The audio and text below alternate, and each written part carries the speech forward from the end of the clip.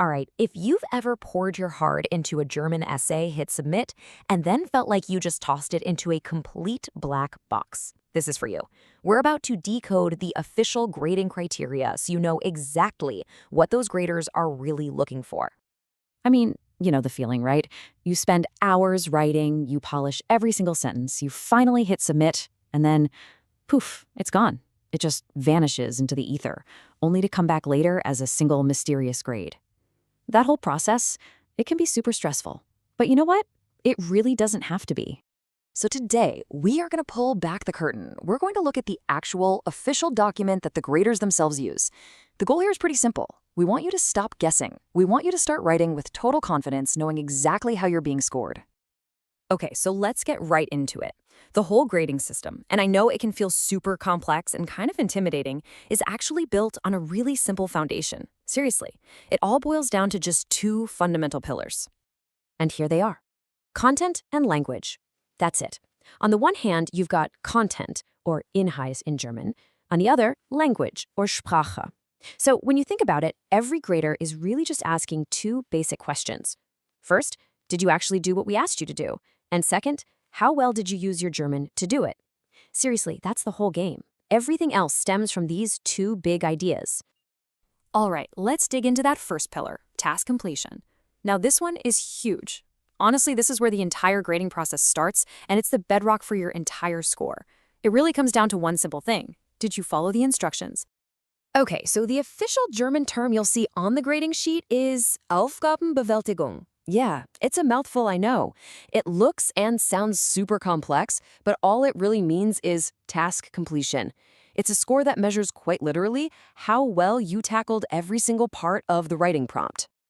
So, how do they measure that? Well, it all comes down to this number right here, 4. You need to remember this number because it is the magic number in pretty much all German writing exams. Why? Because almost every single prompt has 4 key Leitpunkte, or guiding points, that you're supposed to write about. And your entire score for this first pillar, it all hangs on how well you handle those 4 points. Okay, so you've got these 4 guiding points. How does that actually turn into a score? Let's break it down, because the official rubric leaves no room for guessing. It's totally crystal clear. Just look at this. This is your roadmap to a top score, laid out right in front of you. You want that perfect 5? Simple. You have to address all 4 guiding points, and you have to do it clearly and completely. Now let's say you cover all 4, but maybe one of them is a little weak or kind of underdeveloped. Boom, your score drops to a 4. What if you only address 3 of the points? Well, then you're capped at a 3. Just 2 points? You're getting a 2. See how that works? It's not a mystery. It's a direct, totally predictable system that you can actually plan for. But before we move on, there is one rule that is absolutely non-negotiable, and you really, really need to hear this. This little footnote is a massive warning. You could write the most beautiful, grammatically flawless essay in the history of the German language, but if it has nothing to do with the prompt, if you go off topic, your score for everything is a big fat 0. So task completion isn't just important, it's literally the key that unlocks the door to getting any points at all. Okay, so let's say you've absolutely nailed the prompt. You've followed the instructions. Now, you've earned the right to be graded on the quality of your language. This is the fun part.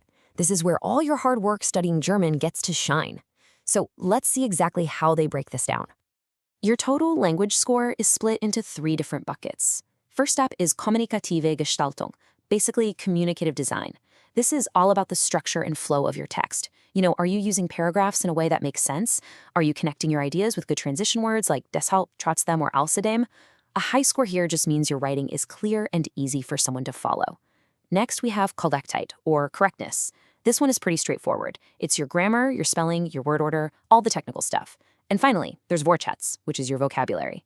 This is all about the range and quality of the words you choose. Are you using a nice variety of words, or are you just sticking to the same basic ones over and over again? Okay, so we've pulled apart the rubric, we know how it works. But just knowing this stuff isn't enough, right? The real power comes from using it. So let's turn everything we've just learned into a super simple checklist that will help you start thinking like a grader yourself. From now on, before you decide a practice essay is done, I want you to run it through these 4 questions. Number 1, have I clearly and completely covered all 4 of those guiding points from the prompt? 2. Is my text structured well? Is it easy to follow? Does it actually flow? 3. Have I double-checked for all those pesky grammar and spelling mistakes? And 4. Did I try to use some interesting and varied vocabulary, or did I play it too safe?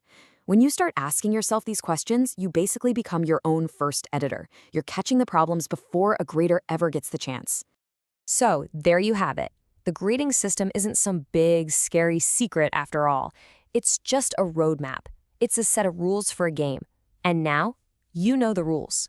So take a second and think honestly about your own writing. Which one of these areas is your biggest opportunity? Where can you focus your energy to really start boosting that score?